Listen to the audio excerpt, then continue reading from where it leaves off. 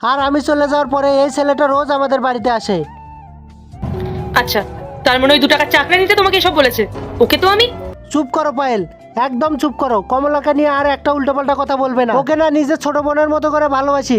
ও একদম ঠিক কাজ করেছে। এই বাড়িতে আমার পেছনে যে নোংরামি চলছিল ও সেগুলো রেকর্ড করেছে। রেকর্ড করেছে মানে? রেকর্ড করেছে মানে? কমলা,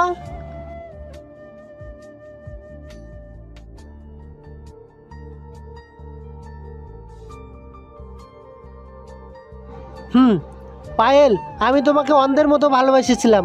কি করিনি তোমার জন্য? তুমি যখন যেটা বলেছো আমি সেটাই করেছি। তোমাকে ভালোবেসে আমি অন্ধ হয়ে গেছিলাম। কোনোদিনও কোনো কিছুর অভাব বুঝতে দিয়েছিলাম আমি? আর আজ সেই ভালোবাসার প্রতিদান তুমি এইভাবে দিলে।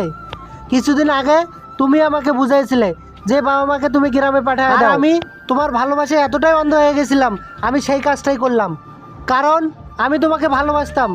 আর তুমি কি করলে? ও, আমার বাবা মাকে সরানো এটাই কারণ যাতে তুমি ওর সাথে সময় কাটাইতে পারো। চুপ করে আছো কেন পায়েল? উত্তর দাও। ও, উত্তর দিবেই বা কিভাবে? উত্তর দেওয়ার মতো তো কোনো কথাই তোমার কাছে নেই। আর তোর তো সাহস কম না? আমারও অবর্তমানে তুই আমার বাড়িতে ঢুকছিস। তার আগে দেখবো কারা শয়তানকে হারিয়ে আল্লাহকে ভালোবাসে। যারা আল্লাহকে ভালোবাসো ভিডিওতে লাইক করে চ্যানেলটাকে সাবস্ক্রাইব করে দাও। যারা শয়তানকে ভালোবাসো তাদেরকে ভিডিওতে লাইক সাবস্ক্রাইব কিছুই করতে হবে না, কমেন্ট করো আল্লাহু আকবার। তোকে যদি এই বাড়ির আশেপাশে আমি দেখেছি না, তাহলে তোর জন্য খুব খারাপ হয়ে যাবে। চাবি না পায়েল, তুমি আজকে যে কাজটা করলে না, তাতে করে আমাদের সম্পর্কের উপর আমার যে ভরসাটুকু ছিল সেটা উঠে গেল। আমার ঘেন্না হচ্ছে নিজের ওপর যে আমি তোমার মতন একটা মেয়েকে ভালোবেসেছিলাম। পায়েল, আমি আর তোমাকে সহ্য করতে পারছি না। তুমি এখনই তোমার ব্যাগপত্র গোটাও আর এই বাড়ি থেকে বেরিয়ে যাও। আর হ্যাঁ, আজকে তুমি আমার সঙ্গে যে কাজটা করেছো না, এটা আমি তোমার বাড়ির লোককেও জানাবো। আর এই ভিডিওটা না আমি তোমার বাড়িতেও পাঠাবো।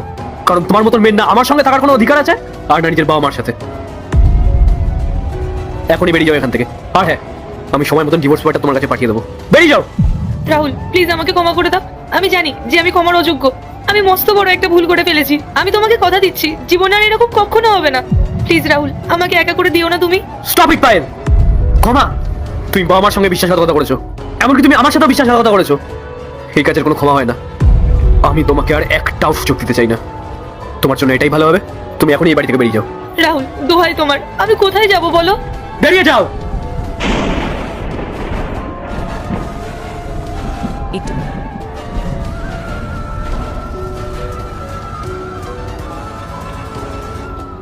যদি নেক্সট পার্ট দেখতে চাও পার্ট 2 লিখে কমেন্ট করো।